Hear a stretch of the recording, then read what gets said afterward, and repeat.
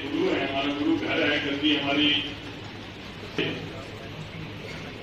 मतलब मैं इनके समझ बाबा जी इनके ऊपर डाली कि जो भी जिम्मेवारी लगी है इस जिम्मेवारी को असी होने निभाना हैगा।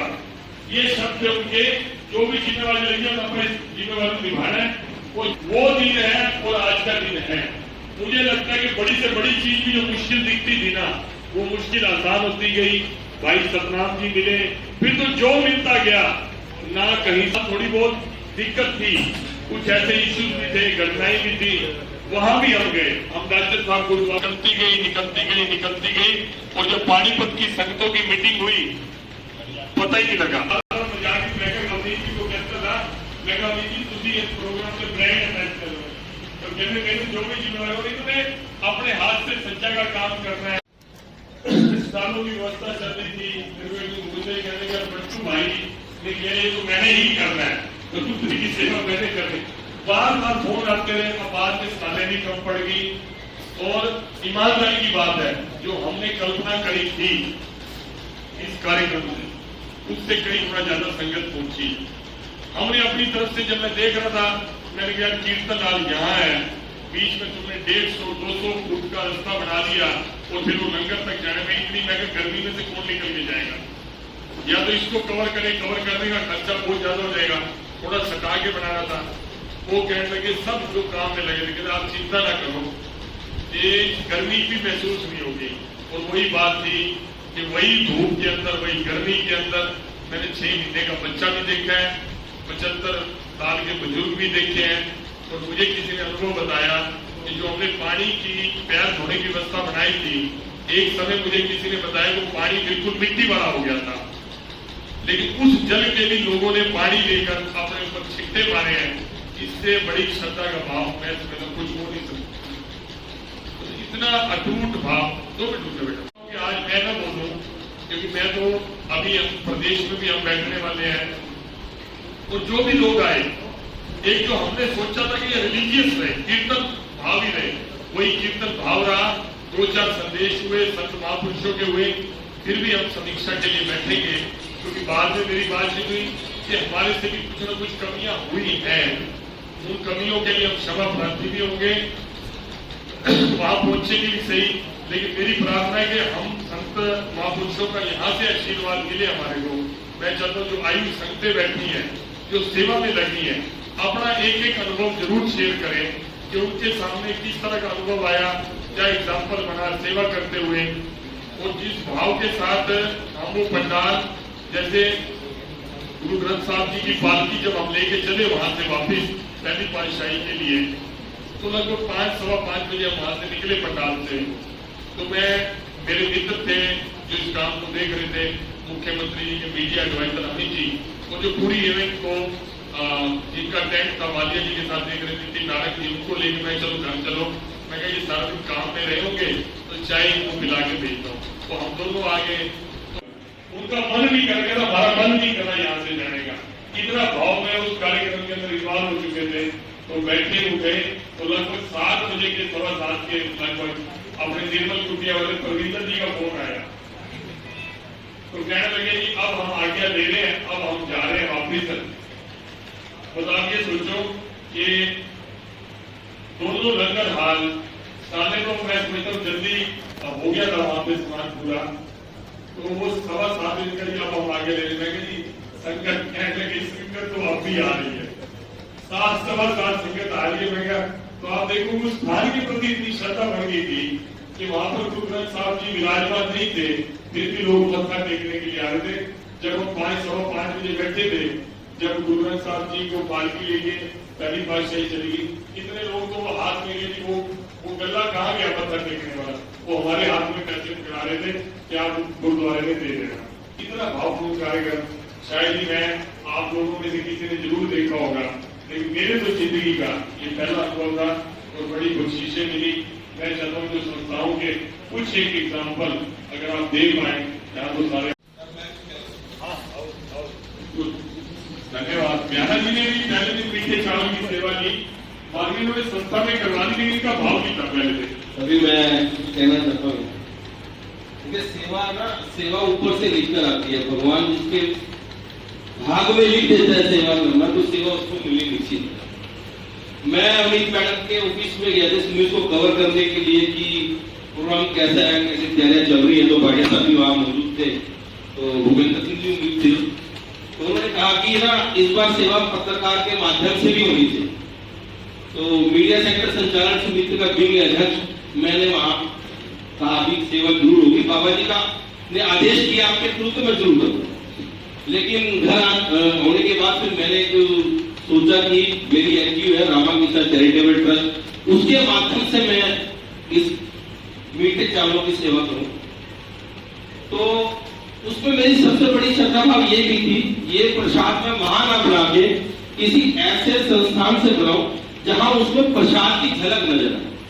मैं डेरा बाबा जो सचार से जुड़ा हूं पिछले सालों से, हमारे बीच यहाँ मौजूद भी है महासचिव सुरजीत सिंह ध्याना। तो मेरी इच्छा थी कि मेरा जो प्रसाद है वो वहां से बने।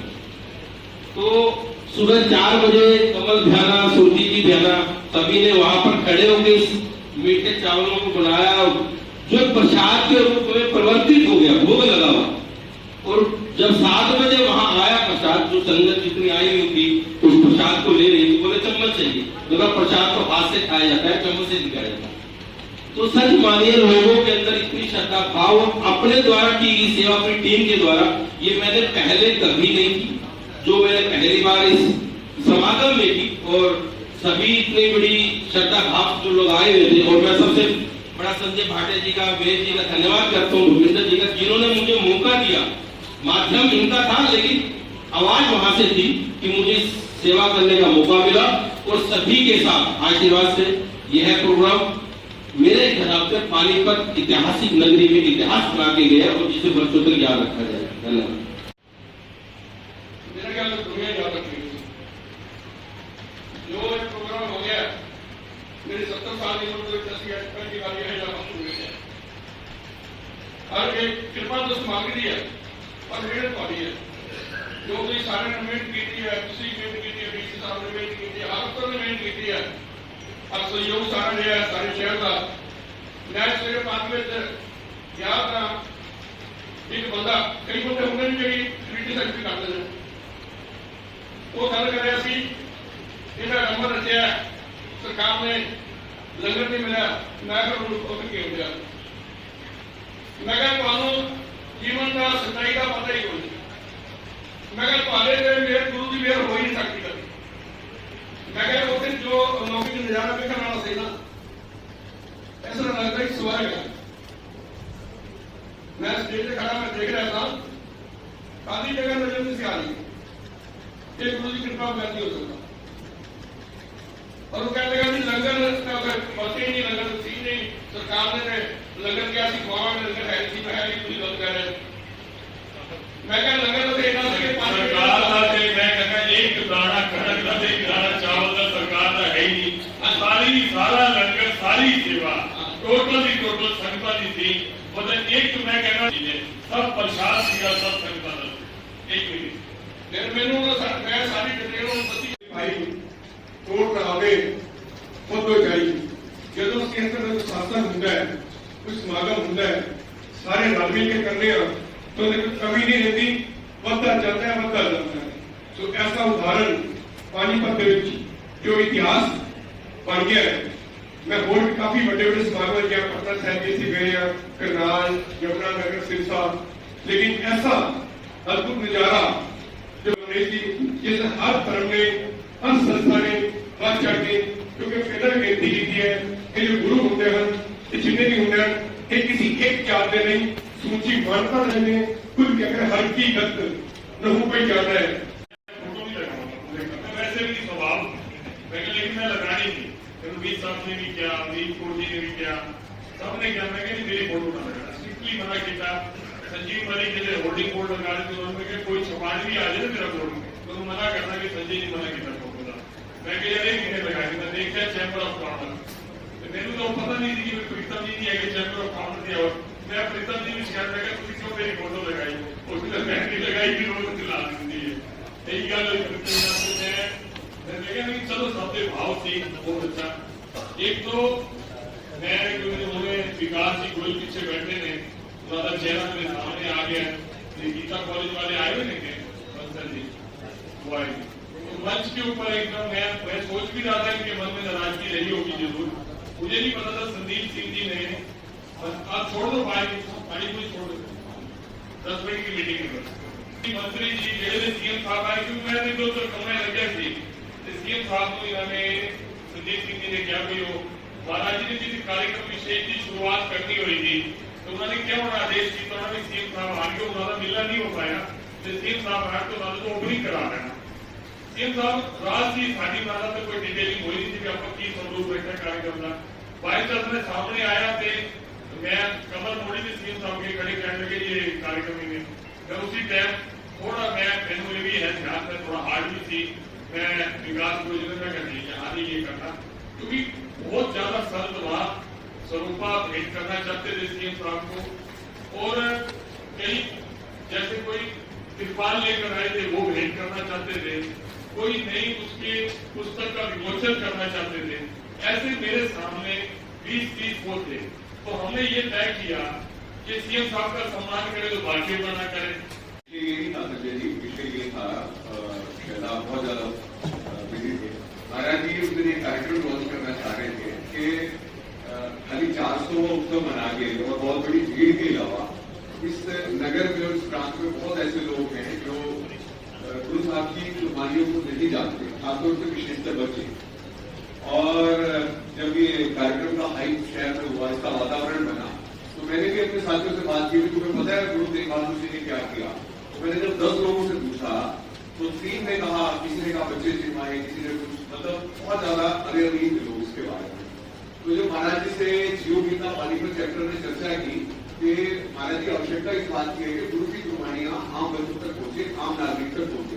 जो लोग गुरुद्वारे में जाते हैं या सिख लिटरेचर के निकट रहते हैं उनको तो जानकारी रहती है, आम आदमी को जानकारी थोड़ी कम रहती है कि किस गुरु ने क्या बलिदान किया। और 400 पर्व मना रहे थे तो ये आवश्यक है कि सब लोग सारी बातें जाने। तो महाराज जी ने उसके लिए पत्र बनाया था पानीपत के 40,000 बच्चों के लिए कि मैं 40,000 बच्चों तक, जैसे प्रधानमंत्री पर मन की बात रखते हैं ऐसे 40,000 बच्चों तक मैं पत्र पहुंचाऊंगा कि जिसमें ये 40,000 बच्चों को बता दूं कि गुरु साहब ने क्या प्रदानी की और हमें उनके जीवन से क्या सीखना है। तो वो लॉन्च कराने की बात थी, वो रह गया। तो मैं आपसे भी आग्रह करूंगा कि इस प्रक्रिया को, जो अधूरी प्रक्रिया है, इसको पूरा करिए। सही में वही मामला है कि इतने लोग आए और पत्ता भी करवाना एक बार घटिया